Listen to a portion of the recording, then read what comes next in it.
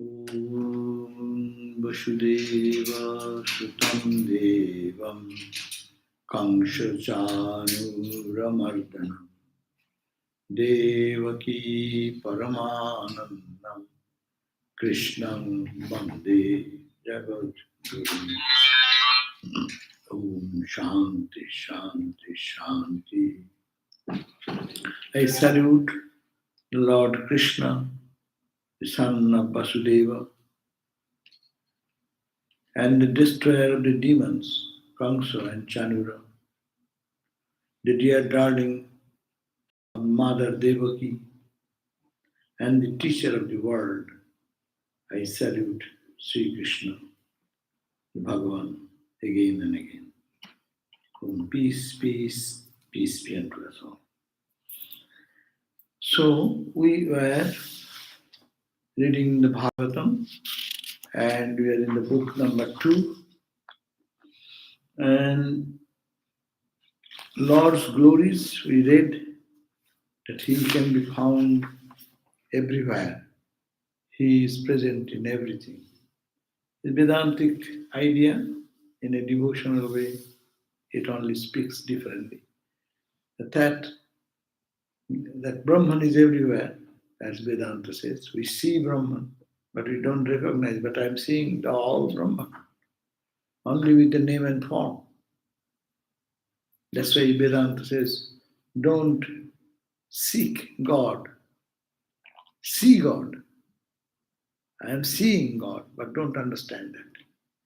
So that was the way and the glory of seeing that, that seeing God everywhere. That was the chapter we ended. Now, we are starting to the 8th chapter, the 20 questions of Parikshit, the dying king, not dying king, who is almost ordained to die. That king Parikshit is waiting for dying, and the teacher is Shukadeva, the great sage. So he's talking about, and he's asking his last question. So, how to spend all the moment in God consciousness. So that was the discussion. So here the Rajo Vacha. Raja means the Raja Parikshit, the king Parikshit, who is in the Naimisha Aranya, that great forest, holy land, and all the sages have gathered around, and he want to know about the ultimate goal of life, and last few moments thinking of God and devotion. So then he is putting his question. That the greatness of bhakti and the devotion, how glorious is bhakti, because bhakti is spontaneous. Bhakti is a natural thing in our life. Devotion, we all carry devotion, it's love. Love, there is nobody in the world who does not have love in the heart. But someone loves one object, someone loves the other object. Only the subject of their love is different. So now, here, but bhakti is love. When it is only goes to God in the dualistic language, then it is called bhakti. Otherwise, it is a mundane love, worldly love, and that love is the same sanctified, pure love, but because it is not transmitted directly, the pure, uh, it gets little polluted because of the mind and emotions and ego, which through which it percolates. So Raja Parikshit then said this question: to whom and in what manner did Narada, the sage, with supersensuous insight, impart the knowledge of Bhagavatam in obedience to Brahma's command, describing and elaborating the countless attributes of him who is beyond the gunas or prakriti? Meaning, what it says, the Narada is a ordained by Brahma. He is always charged with extreme devotion. So he goes all around the world and sings the glories of God so that to evoke the devotion which is hidden in the heart of all. That is the Narada's work. As we get some job assignment, this work or that work and that work, Brahma gave him that job. They will go around the world and chant the name of the Lord and create devotion in there which is hidden.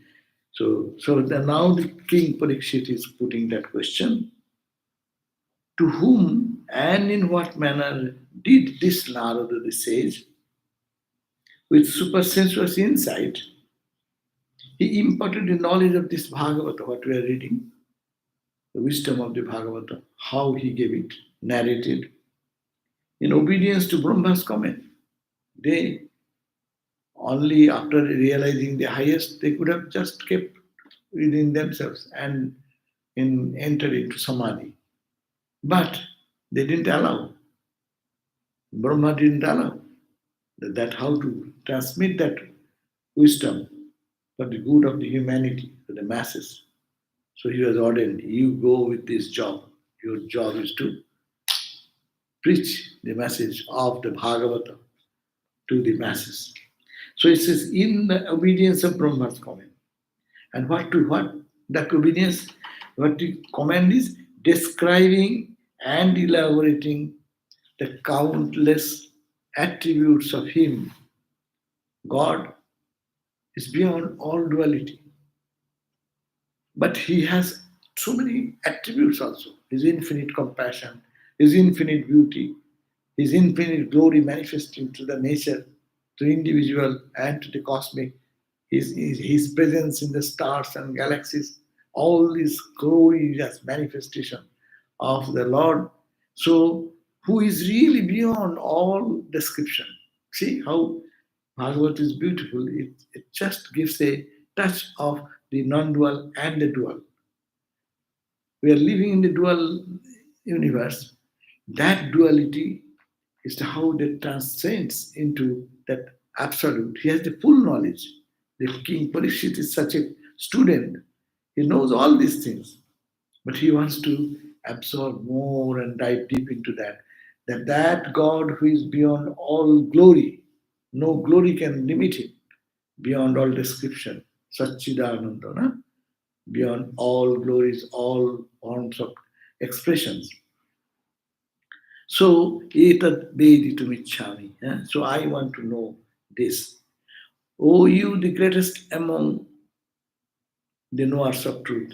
That means he's talking to with humility.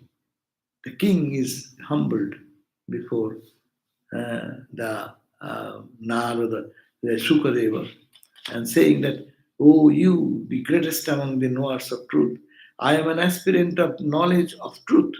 O great one, tell me about the doings of Hari, of wonderful prowess. Gori God who has descended in the form of Krishna. He has infinite power and prowess and strength. About his words, sanctifying sage, Shaga, so that I may have my mind absorbed in Krishna, the soul of all beings. So that you tell me something to inspire me, so that totally my mind gets absorbed into Hari, the Narayana, the Lord Himself, whose words, if you hear, it sanctifies your heart. That is the beauty of Bhakti school. Bhakti school thing, that's whenever you uh, kirtanam, their style is you take the name of the Lord, you sing and dance in the name of the Lord, and by think about the glorious acts of his life when he was alive, how he acted, how he lived, how he played with his childhood to till death, all the Leela. It's called the divine sport. Think of that. It's very easy. You need not have to go to the very deep philosophical ratiocinations and discrimination and all this. It is those who can do. But ordinary masses, thousands and millions of people, they don't go for higher philosophy, but they are devotion.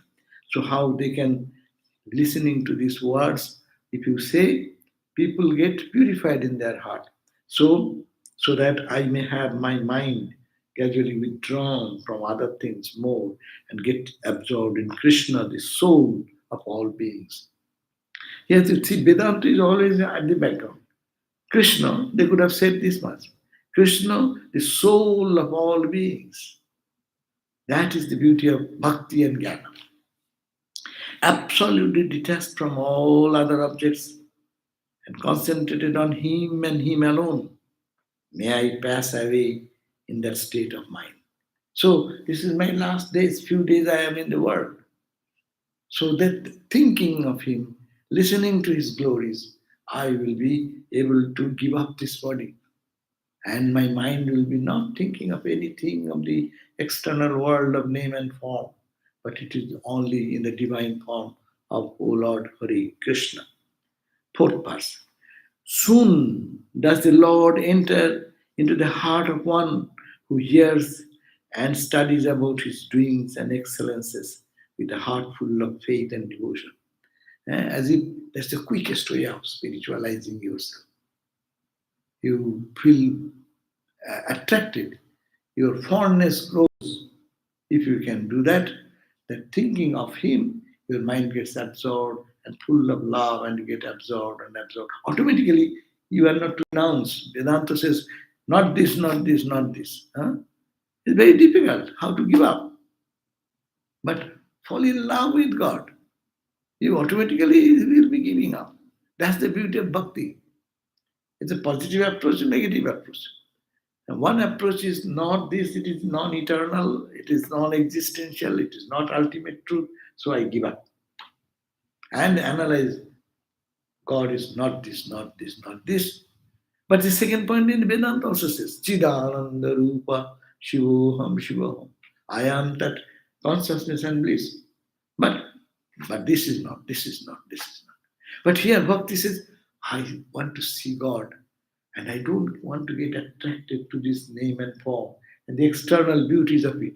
I want to see the Lord who is in my heart and who sported in a human birth and was like a human being. He was born and cried and wept and played and smiled and all these human emotions. When thinking of Him continuously, the heart will be purified and sanctified and totally absorbed in God. World will drop off automatically. And with that absorption, when one opens the eyes, he sees God everywhere. Nothing but end result is the same. But this bhakti path, Bhagavad Bhakti, it is called Vedantic Bhakti. Two types of bhakti. One bhakti is only not knowing the glory of God, just becoming focal and fanatic. But universal love with the utmost focus on God is the real Vedanta Bhakti.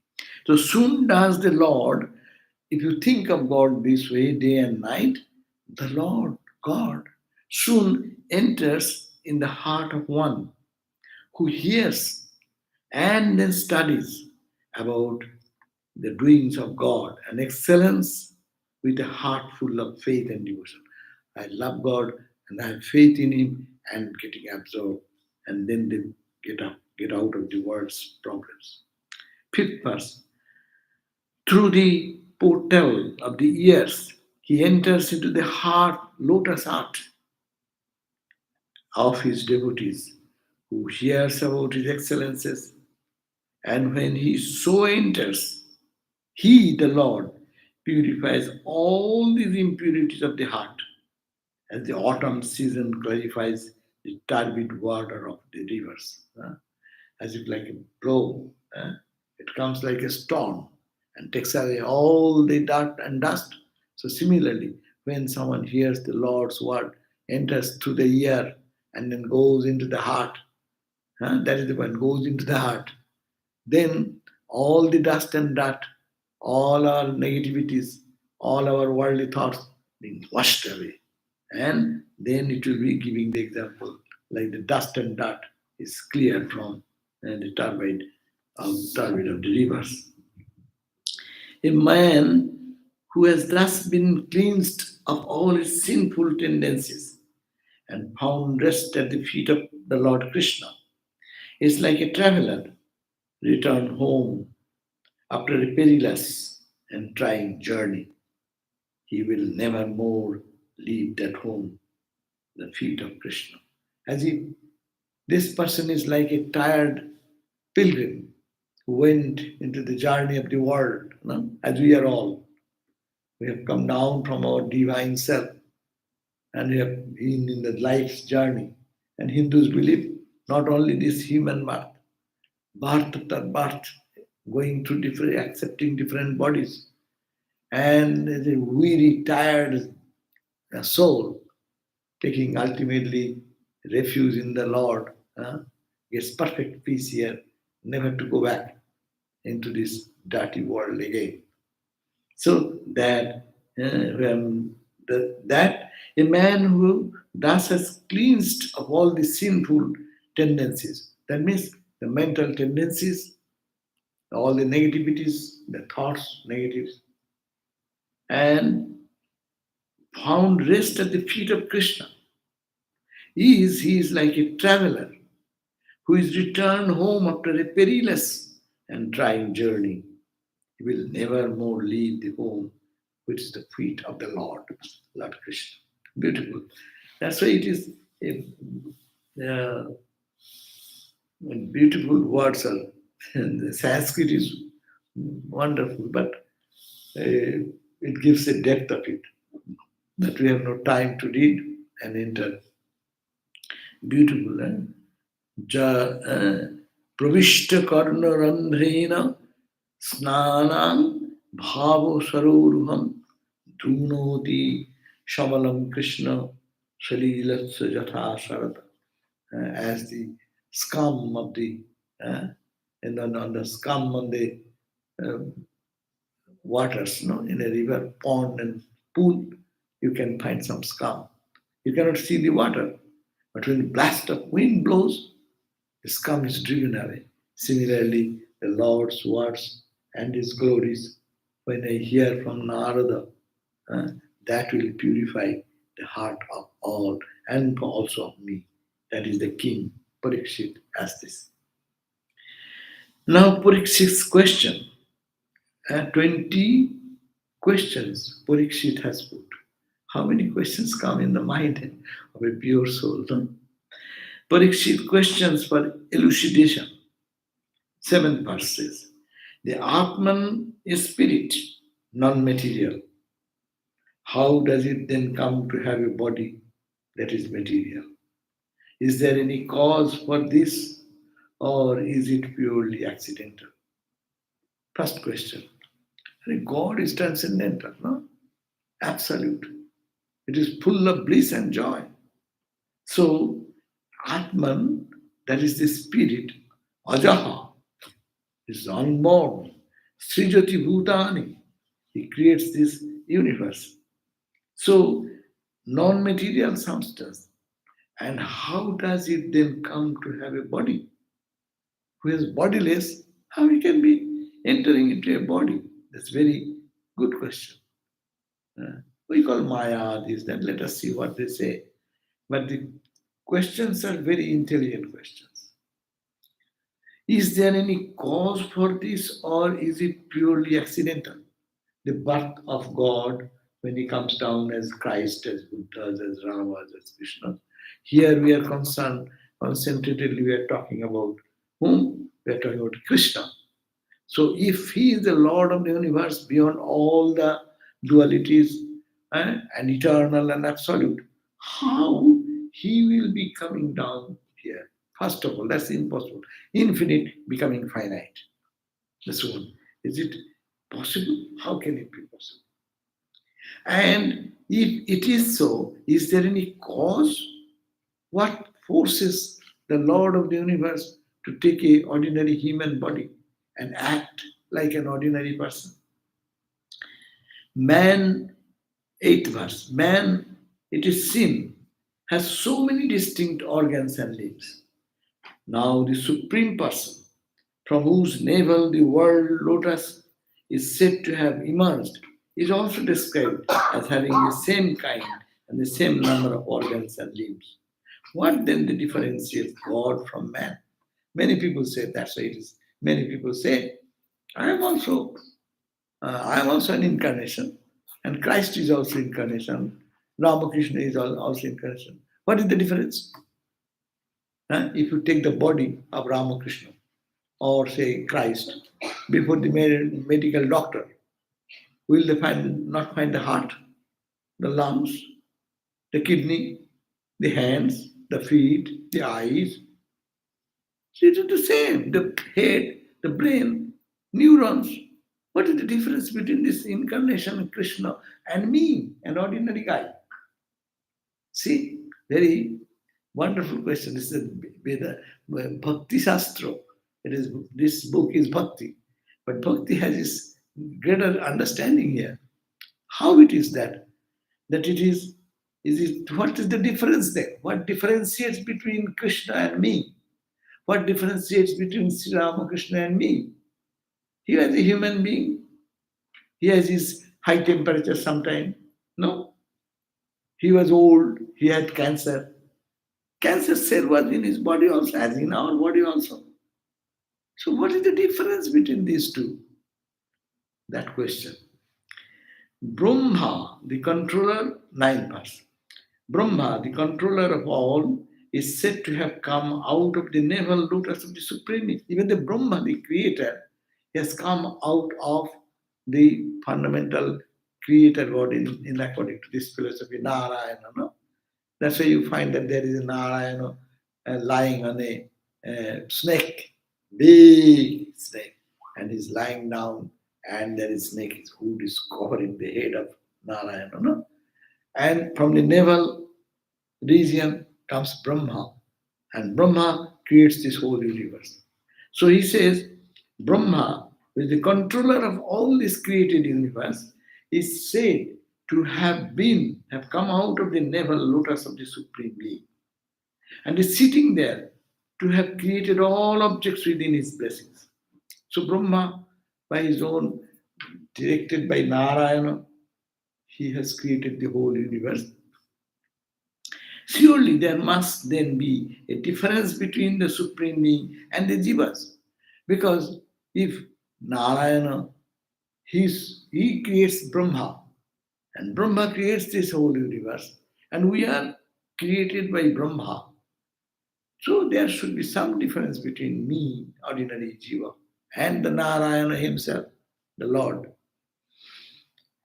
10th verse. He, the Supreme Being, who is the Lord of Maya, and indweller within all beings, as also the source from which creation, sustenance, and dissolution takes place. In what form does he remain when he dissociates himself from his Atma Maya, inherent creative power? Mama. This question is a serious question. You are talking about Krishna or Ramakrishna or Buddha. We equate all the avatars the same, Christ. So he, who is the Supreme Being, who is the Lord of Maya, he is the master of Maya. We are under Maya. We are created by Maya, no? And he is the Maya, master of Maya. He controls Maya. And we are subject to Maya. So, this he, who is he? He is the Lord. He resides in the heart of all, not only human, all this living and non-living. The consciousness is here under the table. The consciousness is here also. Somewhere manifest, somewhere less manifest. Brighter manifestation, lighter manifestation. But everywhere, the consciousness permeates, no? So here, Krishna, he is everywhere. In a dualistic language, they say, God resides in the heart of all. Gita says, Sarvabhutastam Atmanam, Sarvabhutani Satmani. In every being, that Atman which is there, he sees that Atman. His vision is the correct vision. So he, the supreme being, who is Lord of the Maya, and the indweller within the beings, all everyone's heart he resides, and the source, he is the source. What is the source? From which creation, sustenance, dissolution, all this take place. In what form does he remain? Now, in what form does he remain when he dissociates himself from his Atma Maya? So when he detaches from this world, then where does he reside then? If the creation is not there, where does he go there? 11. We have heard it stated in the two contradictory ways that the worlds and their protectors are formed of his limbs, and also that the world and their protectors constitute his limbs. How are these contradictions to be reconciled? Now, see, there are two answers to this question. So he said, we have heard, who is saying? We have heard, it is Parikshit, is putting the question. Parikshit says, the king says, the questioner says, we have listened, we have heard before from other sages and saints that two contradictory ways, that the worlds and their protectors, the world and its protectors, means his masters, that gods and goddesses are formed of his limbs. They come as if a part of the limb of Krishna, the limb of the avatar. And also, you have heard that the world and their protectors constitute his limbs. All this added together is the Lord. How can we reconcile these two contradictory ideas? What are the lengths of time involved in a kalpa, a full cycle of time? And in a bikalpa, intermediary cycle of time. Time, what is time? Length of time. It's very, in Hinduism there are kalpa, bikalpa, and all types of thoughts are there. That means what is the length of time which is involved in a kalpa, in a full cycle of time. Full cycle of time, how big is that time? And in a bikalpa means intermediary cycle. That means our life, say someone living 100 years. So the length of time involved in a kalpa means say whole length of time, no? 100 years. But what is bikalpa? Intermediary cycle of time. Meaning, say, yesterday was one day, that is gone. Today it started at certain time. This day is going on. I will go to sleep. This day will also go. So it is an intermediate cycle of time. How are we to understand time with its divisions in the past, present, and future? How I can think that the Lord was one and absolute, but in that absolute infinite, how the time has been divided, the past, present, and future, the three divisions of time, how we could have that. What is the span of life of different types of beings? Huh? What is the span of life? Human, as for the like men, women, Pitris means forefathers. Suppose we are here, those parents have passed away. Huh? What is there? Our time, one day is how much? 24 hours. Okay? This human calculation. So, suppose what is the one day for our forefathers? They say 1 year. Our 1 year, our 365 days is equal to 1 day of the forefathers who have passed away. They live in a subtle level. No one dies until God realization. But so long you are here in this house or here in that house. But that is relative. Here you live 365 days, that's called 1 year. But there you live, that's also 1 year. But that will be long time in human calculation. That's why in human, Hindu rites and rituals, every parents or there's some oblation is given to the forefathers every year, 1 day. It is like giving food to them, offer your respect and love. As we do in our childhood, we used to go, the day starts, we start our day with touching the feet of the father. In Indian tradition, mom, touch. That is that. So yesterday and today, we have 24 hours. But for forefathers, our 365 some days will be 1 day for there. They live in longer span. That's why skill. What is the span of life in different types of beings, like the men, women, like the pitris, like gods and goddesses, etc., etc. So there's 20 questions. No, he's putting all these questions. Do you remember all the questions now? Baba, you have to remember the question, and the teacher will have to respond one by one. You must tell me about the action of time in its micro and macro aspect. Time has two aspects, micro aspect, macro aspect. Also tell me what realms man can attain through his actions. By doing good job, which realm you can go after death? Higher realm, lower realm? Yes, that's why Hindus have so many heaven and hell. And others have only one heaven, one hell. No? Christianity, Islam, they have the idea that one heaven, one hell. You do good thing and divide it. Go this way, go that way. But Hindus have option.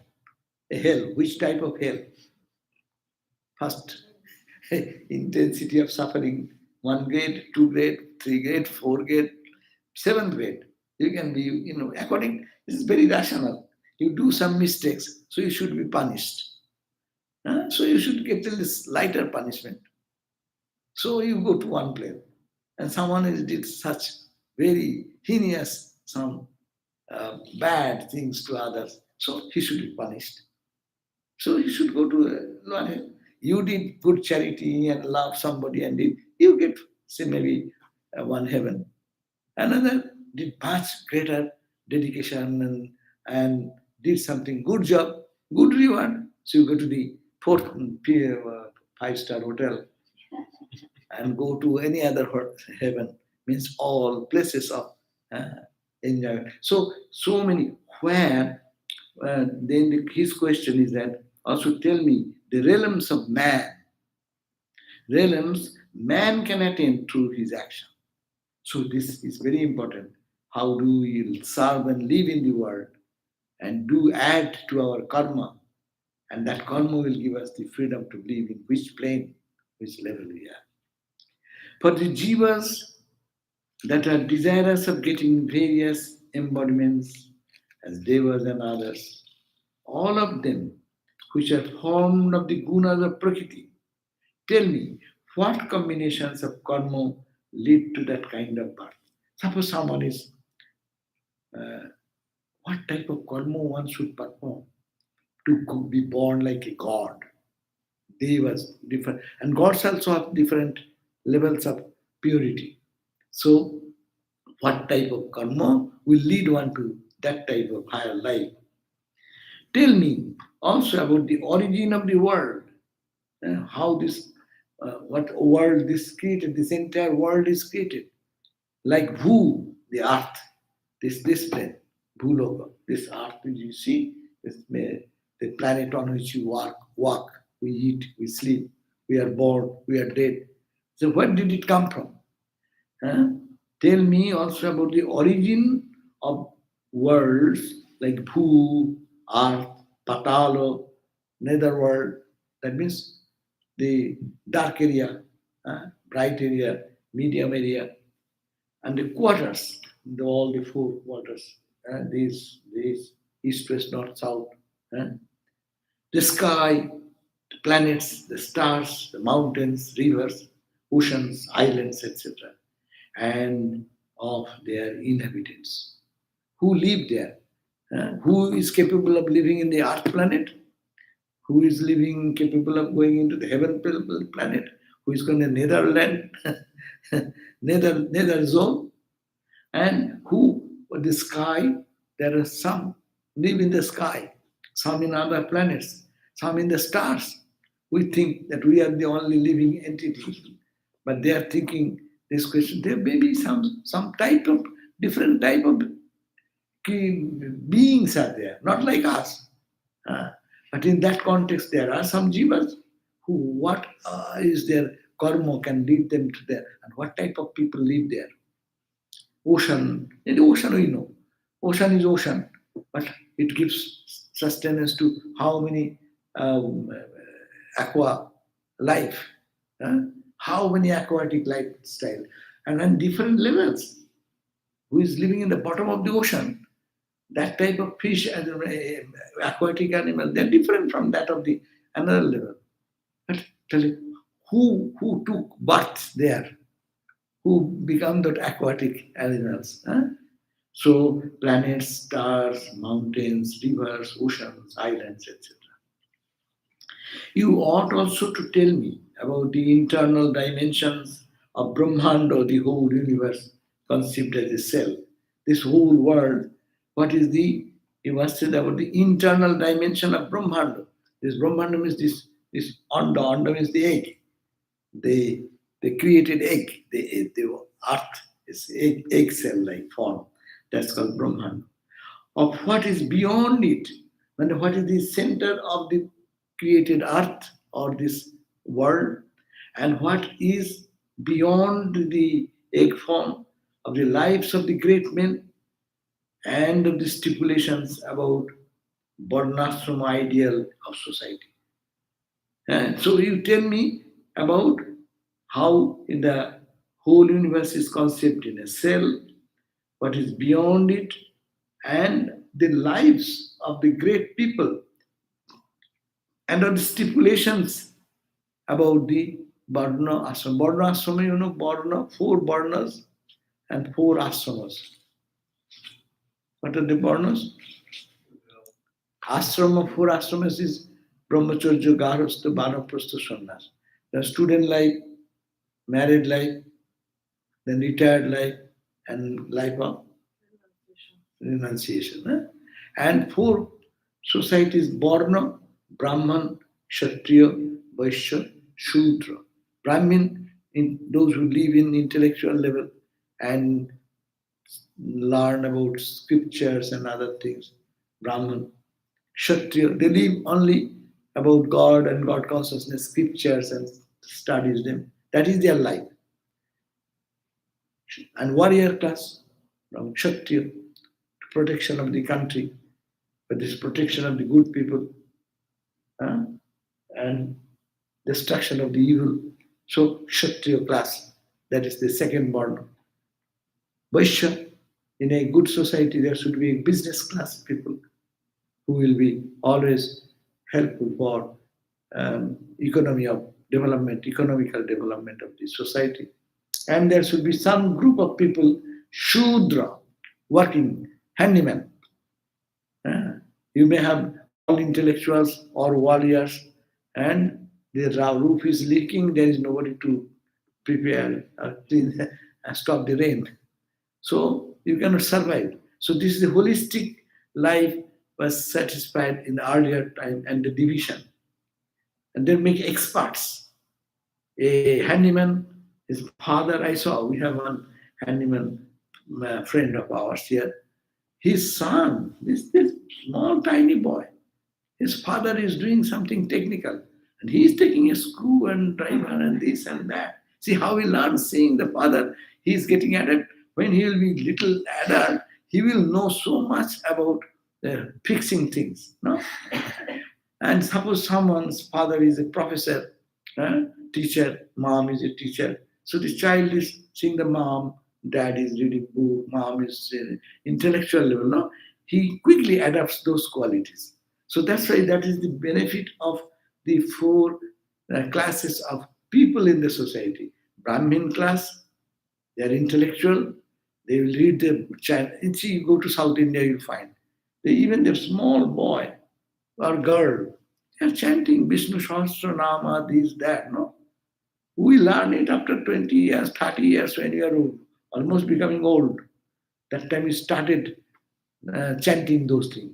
But they learn even when they are on the cradle, hearing those mantras. So that's the greatness of the system of Brahmin caste. They are expert in that. They are expert in worship, how to do worship for you, for him, and to please Lord, and how to purify the heart. But all Hindu system said all these will lead you to the same goal. No is higher and lower. It is a means of reaching God, serving God. Anyhow, so the question was that Varnashrama ideal. What is the ideal society, and what is the Borno ideal, and this ashrama ideal? I have told Borno is four Borno: Brahmin, Kshatriya, Vaishya, Shudra. Business. The Brahmin means intellectual class of people. Kshatriya, warrior group, military, protective force of the country. Then business. Without business, society cannot survive, no? And then working hand. And these are the four. And Say that the intellectual brain, then the hand, in and the individual stomach. life, if you take, then it is the brain is the Brahmin. Huh? Head, it thinks always thought, right, wrong, this, that, no? Then hand is the work, is the Shudra. No. Huh? So warrior class. Warrior. And then stomach is the food, and the feet is the Okay. Shudra. Okay. So you can put it into your life, and can, yes, that is the way probably the scripture suggests.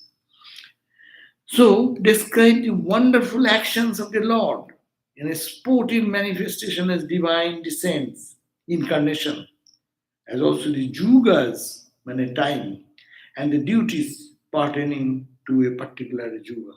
Is each time there is a duty, and that becomes predominant duty of this particular age. So tell me, what are the duties of particular age? What are the time period of that? What are the common duties of men? And what are the special duties? What should be common duty for all humanity? And what should be the individual special duty for individual person? What duties are to be followed by a person practicing different trades, by rajarsis, and by persons facing emergencies? That means what type of practice, what type of duty are to be followed by a person who is practicing different trades and business, and also by rajarsis. That means those who are king. At the same time, they are knower of truth, rishi. Their duty should be something. No, because they are king. Kingly duty is also there. Though they have realized the soul. What is the name? What is the name? Janaka. Janaka was the king at the realized soul. Rishi. Rishi and uh, Raja. Raja means the king, and the Rishi means the sage. So what will be the duty of that category of person? What will be duty of a trade business who is doing trade? And by persons facing emergencies. Tell me about the number of categories like Prakriti, Mahatattva. That's our Sankhya philosophy. What is Prakriti? What is Mahatattva? And their nature. What effects they produce, about the way of worship of the Supreme Being, about the practice of yoga with 8 steps. So tell me about Sankhya, tell me about Patanjali, all these questions. Inform me about the way the yogis progress in hereafter, those who are practicing spiritual discipline in yoga path. What happens hereafter, after they die, what they do after death, how the yogis destroy the linga sarira, the subtle body with which the jiva transmigrates. Uh, They in the subtle body, they do much yoga practice. Some will have to come back again. And some maybe purified themselves too high. They live in the subtle body. How they can transcend that subtle body to causal body and transcend the causal body to merge into the Brahman, the Samadhi. So, and the nature of scriptures like the Vedas, subsidiary Vedas, Dharma Shastras, Itihasa, traditional history, and the Puranas. Speak to me about the creation, protection, dissolution of all beings, of the ritualistic duties laid down by the Vedas and the Smritis, of desire prompted rites and rituals, and of the three ends of human life dharma, artha, kama. So, tell me what are the duties and responsibilities, what is the dharma, what is artha, what is kama, and what is moksha. All these details I want to know. So we end here today, 21 verse. And then we'll read again next time from 22. So, Krishna, I have no question. I will have no Well, that was question. a lot of questions right A there. lot of already question, then we should not have another question. If one escapes life and death through moksha, where does the soul transcend to? There is no question of transcending the soul. When one escapes the life and death through moksha, that means he is already liberated. Liberated means his soul has attained perfection. That means he has attained the identity with the divine. So there is no question of going anymore. Another question in development, hey, don't take any more questions. We will not take any questions today. We'll do it tomorrow. I can do that. In developing love for God and doing spiritual practice, how do we make sure that our efforts are not spilling out through holes in the field, like Ramakrishna's farming irrigation metaphor? That's true. Whether we are really practicing spirituality or it is going into the black hole and not black hole. True. We have to be careful. Really, are we progressing in spiritual life? Or in the name of spirituality, we are declining? Yes, purity will come in the heart, love for others will come, genuine attraction for purity, truth, and God will develop. Spiritual life, am I progressing in spiritual life? Is one side. Am I inclined for God and godly things? Or I am getting interested in world and worldly things more and more. So this will be the sharp distinction.